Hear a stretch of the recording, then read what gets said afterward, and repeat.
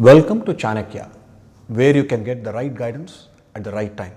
Hi, I am Srini and I have with me two expert coaches, Ananth and Vishu. Welcome to the program, Ananth and Vishu. Thank you. We have a situation here today from Jagan, which is encountered by many a project manager. Jagan is a senior project manager running a very tight project. He is doing everything right in the project. All the processes are followed, reviews are conducted on time, right? Weekly meetings, weekly status reporting, everything going to plan. Right? During the weekly status reports, the team comes and updates him saying everything is going to plan. He doesn't see any issues. However, the key indicators are now starting to go south. So Jagan, during his recent review with the management and the customer, had a little tough time. So Jagan decided to bring up the data in this week's review.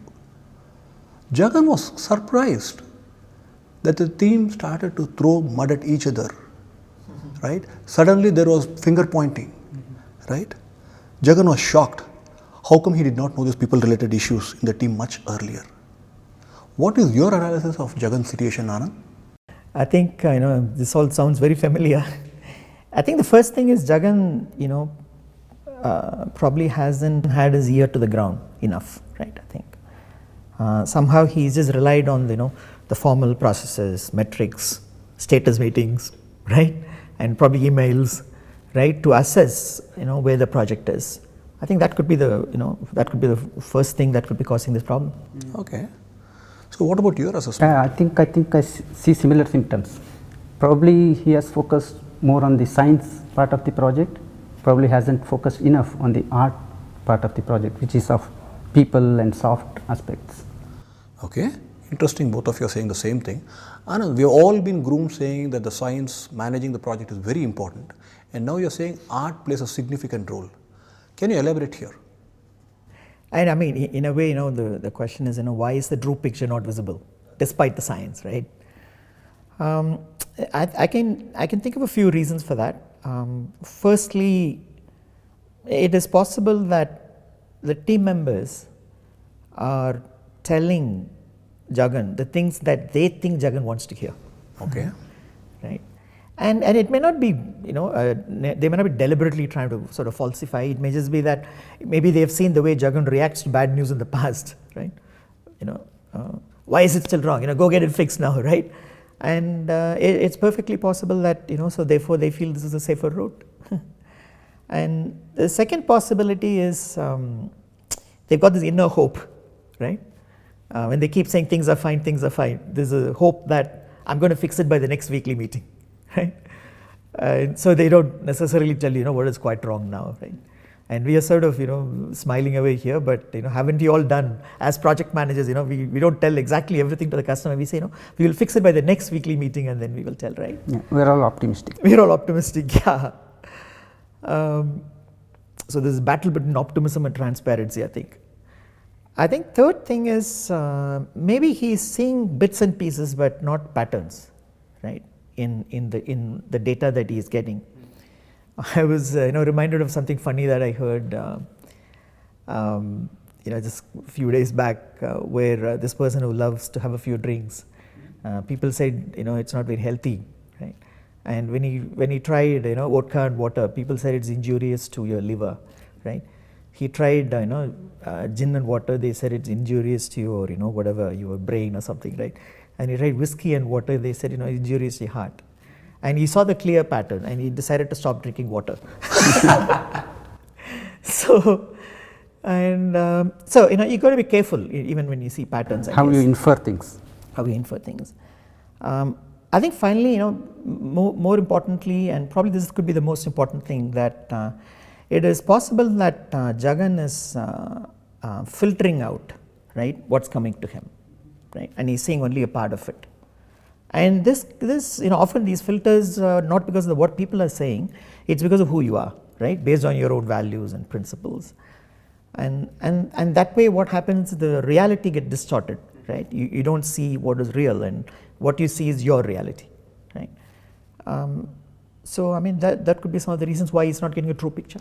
Anyway, I think at least Jagan will take the drinking example for sure. Yeah. Right? But let me move on. So it's very interesting, the fact that Anand brought out how others perceive the art side of it.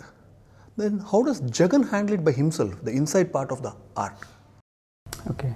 See, I look at project, especially software projects, as a iceberg. You know, if you look at iceberg, it's 10% visible on the top, but 90% submerged under the water and not very visible. Yes. So, and also if you look at iceberg, it moves not because of the outside visible wind, but it moves because of the undercurrents, which are not very visible. That's a true observation. Even software projects are very similar. You know, you may see the outside part, which is hard aspects like process, tools, metrics, very visible things.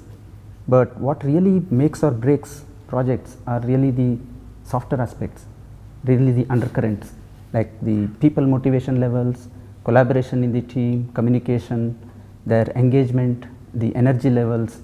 So many of these soft aspects actually influence the software project so much. Probably Jagan is looking at projects more on the top of the iceberg and missing this bottom of the iceberg. That's a very interesting analogy, comparing the situation to iceberg. It's a bit like Titanic, I think. You know, they after the bottom of the iceberg hit, they realize that something is wrong. True, I mean, right? So if that is the case, right, does it mean that the team knows the issues and Jagan alone is not aware, Anand? It's possible. It's possible that the team knows, but they're not telling. Some issues could be like that, and it may be because it may actually be because there is probably they're lacking that sense of ownership. They don't seem to own it. They're actually expecting the manager to recognize problems and fix them. Okay. They don't necessarily see it as part of their role, and so they think, you know, there's no need to tell the manager that's right. Especially if the collaboration is not sufficient, they will be seeing their individual pieces. Absolutely. Not the full picture. So they're not trying to sink the Titanic. And then what I think the way Vishu explained it, that then what happens is they don't even know something is wrong, right? They don't even know something is wrong. They think everything is fine, you know, in their own silos, right? And so the true picture really doesn't emerge. Okay. Fine. So you're saying there's a possibility there are some things that are unknown to both the manager and the team. Yeah. So how does Jagan handle that condition? Yes, I think if one has to get the view of this undercurrents or the bottom of the iceberg, Okay. they are not very measurable. See, top of the iceberg, all the metrics, they are all very measurable. When it comes to softer aspects, what we talked about, people aspects, they are not measurable. Like we can't measure motivation levels of people or how they are engaged. They may be, you know, physically there, but their mind may be somewhere else. We can't measure those aspects. But if you are with the team, on the ground, embedded, and just aware of things and observing and listening, you can pick up a lot of signals. So there are techniques like, you know, the sense walking. So Jagan could probably use sense walking, which is, you know, be with the team every day on a continuous basis with a full awareness of sensing signals. What the people are talking about, what are their moods, emotions, and you know, how are they communicating or collaborating. So all this he can pick up as signals. So sensing becomes more important than just the measuring. So the old adage of, you know, what you measure improves is probably true but not complete. Yes. Is that what you're saying, Vishu? Yeah. Yes. So especially with people being involved in a big way. I know, yeah. That's what I think. So if you are only trying to manage only what can be measured, then you will be missing a very big piece of the iceberg. That's very interesting. That's great insights, Vishu and Anand. Let me summarize what I took as the key notes for Jagan from this, right? Remember the iceberg metaphor and start paying attention to the soft aspects of the project. Make sense walking a daily practice, right? Be aware that the reality may get distorted by your own filters and how you have let others be perceived by you, right? Beyond the formal project management techniques, I'm sure Vishu would have gone on, probably would have said, go ahead and practice sense management as a long-term activity. Yes, that's a leadership skill. That's a leadership skill. Hope, Jagan, you got some useful insights. Thank you. Thank you for taking the time. Thank you, Anand and Vishu. Thank you. Thank you.